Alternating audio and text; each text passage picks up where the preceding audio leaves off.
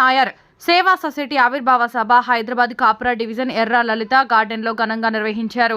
ఈ కార్యక్రమానికి విశిష్ట అతిథిగా కేరళ ఎంపీ ఎన్కే ప్రేమచంద్రన్ హాజరై జ్యోతి వెలిగించి ఘనంగా ప్రారంభించారు. అలాగే ఈ సభకు ముఖ్య అతిథిగా గోవా గవర్నర్ శ్రీధరన్ పిల్లై వర్చువల్గా హాజరై తెలంగాణ నాయర్ సేవా సొసైటీ ఆవిర్భావం సందర్భంగా అందరికీ శుభాకాంక్షలు తెలిపారు.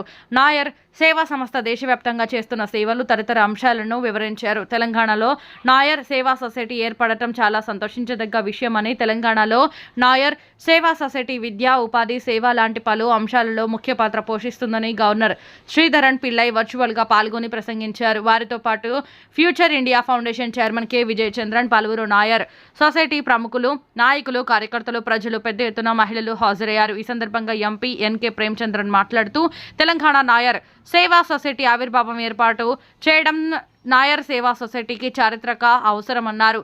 తెలంగాణ రాష్ట్రంలో నాయర్ సేవా సొసైటీ ఎన్నో సంక్షేమ కార్యక్రమాలు చేపట్టి నాయర్ సొసైటీ సంక్షేమం కోసం కృషి చేస్తున్నదని, భగీరథుడు గంగను భూమికి తెప్పించడం కోసం ఘోర తపస్సు చేసి శివుడిని ఒప్పించి గంగను భూమండలానికి రప్పించినట్లు నాయర్ సొసైటీ సంక్షేమం, అభివృద్ధి, నాయర్ సొసైటీ అభ్యున్నతి, సర్వతోముఖాభివృద్ధి కోసం పాటుపడాలని ఎంపీ ఎన్కే ప్రేమచంద్రన్ ఆకాంక్షించారు. కుల మతాలకు అతీతంగా నిస్వార్థ సేవలు అందించడమే లక్ష్యంగా తెలంగాణ నాయర్ సేవా సొసైటీ ఏర్పాటు చేసి ఆవిర్భావ సభను నిర్వహిస్తున్నామని సొసైటీ ప్రతినిధులు, సొసైటీ అధ్యక్షుడు కె సురేంద్రన్, ప్రధాన కార్యదర్శి ఎంకే శశికుమార్, కోశాధికారి పి సేతు మాధవన్ తదితరులు వివరాలు వెల్లడించారు. ఈ సందర్భంగా నాయర్ సొసైటీ బాలికలు చేసిన సాంస్కృతిక నృత్య గీతాలు అందరినీ ఎంతగానో ఆకట్టుకున్నాయి. అనంతరం తెలంగాణ నాయర్ సేవా సొసైటీ కమిటీని ఏకగ్రీవంగా ఎన్నుకున్నారు.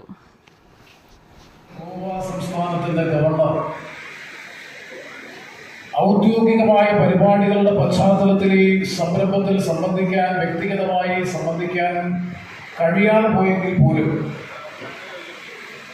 തത്സമയ വീഡിയോ സന്ദേശത്തിലൂടെ തെലങ്കാന നായർ സേവാ സൊസൈറ്റിയുടെ ഔപചാരികമായ ഉദ്ഘാടന കർമ്മം നിമിഷങ്ങൾക്ക് മുമ്പ് നിർവഹിച്ച ബഹുമാനപ്പെട്ട ഗോവ ഗവർണർ ശ്രീ ശ്രീധരൻ പിള്ള അവരുടെ വിസ്മയകരമായ നേട്ടമാണ് ചുരുങ്ങിയ സമയപരിധിക്കുള്ളിൽ TNS കൈവരിച്ചിട്ടുള്ളത്.